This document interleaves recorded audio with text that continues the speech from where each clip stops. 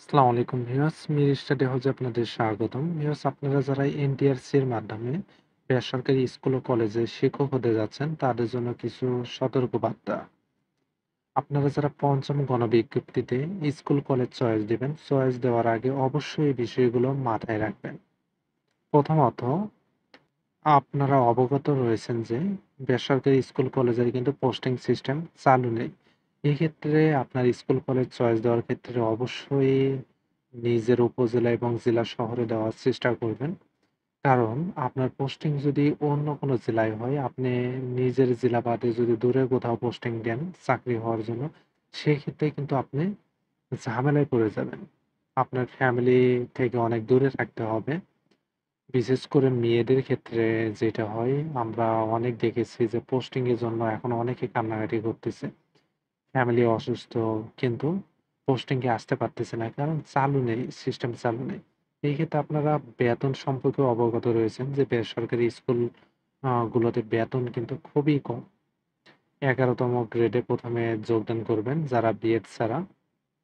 তো টোটালি আপনার ১১তম গ্রেডের বেসিক বেতন হচ্ছে ৳১২,৫০০।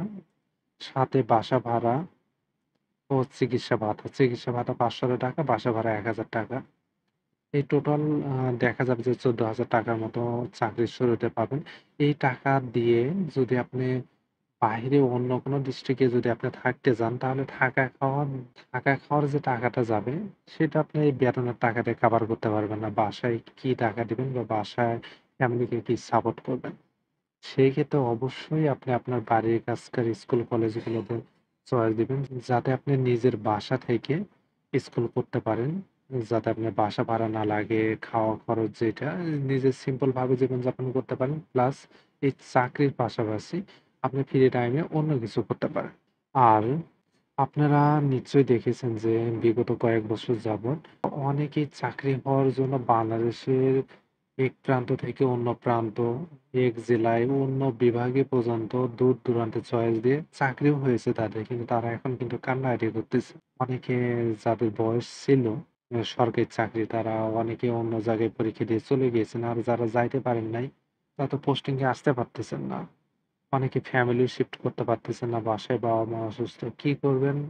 কুলহারা হয়ে গেছেন। সেই ক্ষেত্রে আপনারা নবীন যারা যোগদান করতে যাচ্ছেন, তারা অবশ্যই এই বিষয়গুলো মাথায় রাখবেন।